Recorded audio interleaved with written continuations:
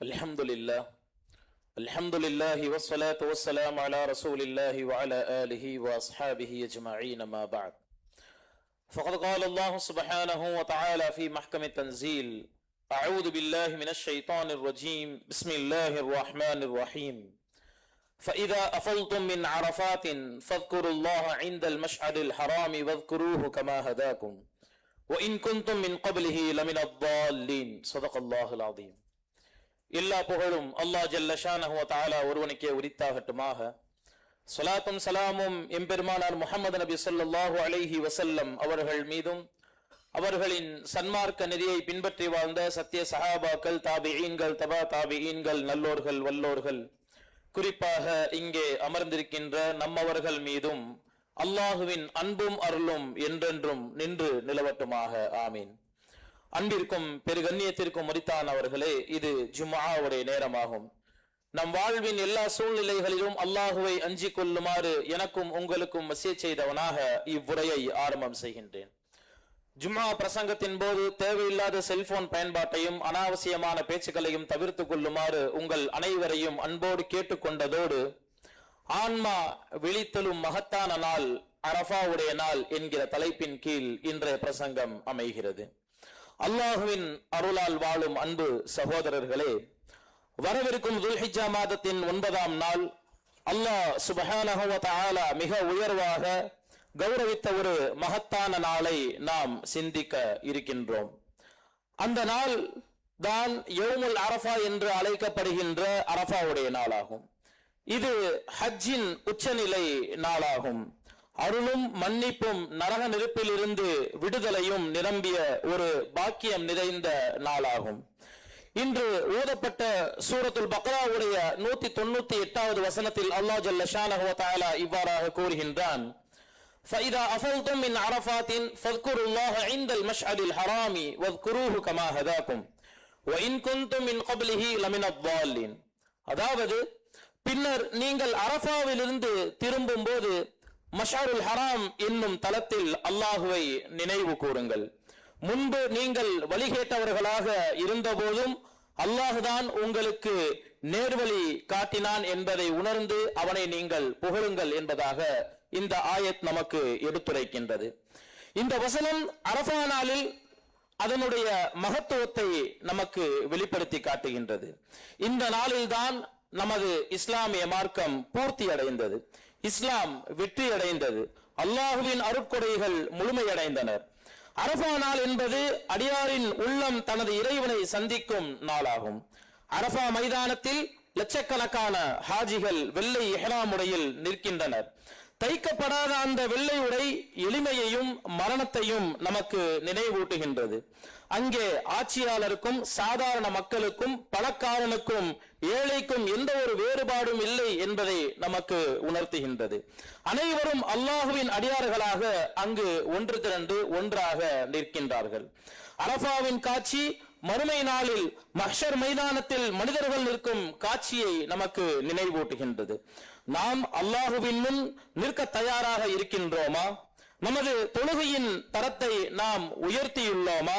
தினமும் மீண்டும் மீண்டும் செய்யும் பாவங்களிலிருந்து நாம் அதிலிருந்து விடுபட்டோமா என்பதை பற்றி எல்லாம் நாம் சிந்திக்க கடமைப்பட்டிருக்கின்றோம்.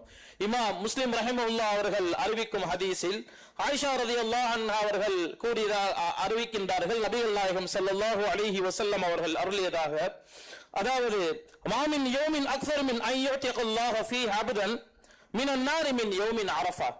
அதாவது, அரஃபா நாளை விட அதிகமான அடியார்களை அல்லாஹ் நரகத்திலிருந்து, அதாவது அரஃபா நாளை விட அதிகமான அடியார்களை அல்லாஹ் நரகத்திலிருந்து விடுதலை செய்யும் வேறு எந்த நாளும் இல்லை என்பதாக இந்த ஹதீஸ் நமக்கு உணர்த்துகின்றது. எனவே அன்பிற்கும் பெருகண்ணியத்திற்கும் உரித்தானவர்களே, சற்று சிந்தித்து பாருங்கள். இந்த நாளில் அல்லாஹ் ஜல்ல ஷானஹு வ தஆலா எண்ணற்ற அடிமைகளை நரகத்தில் இருந்து விடுவிக்கின்றான். அவன் தனது அடியார்களை பற்றி மலக்குகளிடம் பெருமையாக பேசுகின்றான், அவர்களின் பாவங்களை மன்னிக்கின்றான். ஆனால் இந்த மன்னிப்பு அலட்சியமாக வாழ்பவர்களுக்கு அல்ல. தங்களது பாவங்களை நினைத்து மனம் உருகி உண்மையான தௌபா செய்பவர்களுக்கும் இனி பாவத்தை தவிர்க்க உறுதி எடுப்பவர்களுக்குமே இந்த மன்னிப்பு பரிபூர்ணமான முறையில் கிடைக்கும். ஹஜ் செய்யாதவர்களுக்கும் அல்லாஹ் இந்த அரஃபா நாளில் பெரிய அருள் வாசலை திறந்து வைத்திருக்கின்றான். அதுதான் இந்த அரஃபாவுடைய நோன்பாகும். இமாம் முஸ்லிம் ரஹிமஹுல்லாஹ் அவர்கள் அறிவிக்கும் ஹதீஸில் அபூ கத்தாதா ரலியல்லாஹு அன்ஹு அவர்கள் அறிவிக்கின்றார்கள், நபிகள் நாயகம் ஸல்லல்லாஹு அலைஹி வஸல்லம் அவர்கள் அருளியதாக, சியாமு யௌமின் அரஃபா இன்னி அஹ்தஸிபு அலல்லாஹி அன் யுகஃபிர ஸனத்தல்லதி பஅதஹு வ ஸனத்தல்லதி கப்லஹு. அதாவது அரஃபா நாளில் நோன்பு நோற்பதை பற்றி தான் நான் அல்லாஹ்விடம் நம்பிக்கை வைக்கின்றேன். அது கடந்த ஒரு வருட பாவங்களையும் வரவிருக்கும் ஒரு வருட பாவங்களையும் மன்னிக்கும் என்கிற விஷயத்தை இந்த ஹதீஸின் வழியாக நபிகள் நாயகம் ஸல்லல்லாஹு அலைஹி வஸல்லம் அவர்கள் நமக்கு உணர்த்தி தருகின்றார்கள். எவ்வளவு மகத்தான அல்லாஹ்வின் அருள்!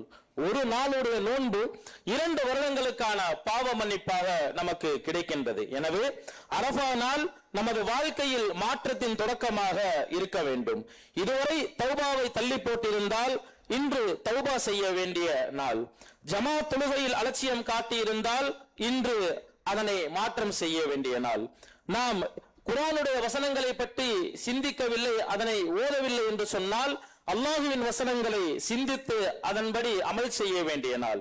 அரஃபா நாள் என்பது கைகளை உயர்த்தி நம்முடைய மனதை தாழ்த்தி அல்லாஹ்விடம் துஆ செய்யும் நாள். இந்த நாளை துஆ இல்லாமல் நாம் கடந்துவிடக் கூடாது. எனவே அன்பிற்கும் பெரு கண்ணியத்திற்கும் உரித்தானவர்களே, முஸ்லிம் உம்மத்தின் வலிமை என்பது அதனுடைய எண்ணிக்கையில் இல்லை, மாறாக அதனுடைய ஈமானிலும் நல்ல செயல்களிலுமே உள்ளது. சஹாபாக்கள் இரவில் அல்லாஹ்வின் பயத்தால் அழுதார்கள். தன்னுடைய பகல் நேரங்களை உம்மத்தின் முன்னேற்றத்திற்காக பாடுபட்டார்கள்.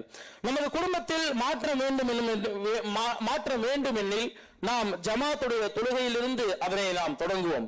சமுதாயத்தில் மாற்றம் வேண்டும் எனில் நம்முடைய நல்ல ஒழுக்கத்தால் அதனை நாம் தொடங்க வேண்டும். நாட்டில் மாற்றம் வேண்டுமெனில் நம்முடைய தௌபாவாலும் சுய ஒழுக்கத்தாலும் அதனை நாம் தொடங்குவோம். எனவே அன்பிற்கும் பெரு கண்ணியத்திற்கும் உரித்தானவர்களே, மஸ்ஜித்களை இஃப்தார் நிகழ்ச்சிகளால் நாம் உயிர்ப்பிப்போம். அறிவு பரப்பும் பயான்கள் மற்றும் கலந்துரையாடல்களை நாம் அதிகரிப்போம். குர்பானியின் ஷரியத் விதிமுறைகளை சரியாக கற்றுக்கொள்வோம். மஸ்ஜித் நிர்வாகத்துடன் இணைந்து குர்பானி பணிகளை நாம் சிறப்பாக நிறைவேற்ற முற்பட வேண்டும். உண்மையில் மஸ்ஜித் என்பது உம்மத்தின் ஒற்றுமை மற்றும் வலிமையின் மையமாகும். எனவே அரஃபா நாளை வருடாந்திர நிகழ்வாக மட்டும் நாம் கருதாமல் அதை வாழ்க்கை மாற்றத்திற்கான தருணமாக நாம் மாற்றுவதற்கு முயற்சிக்க வேண்டும். ஈமானை புதுப்பிக்கும் நாளாக நாம் அதனை மாற்ற வேண்டும். நமக்கான கடைசி அரஃபா நாளாக இது இருக்கலாம், நமக்கான கடைசி தௌபாவாக கூட இது இருக்கலாம்.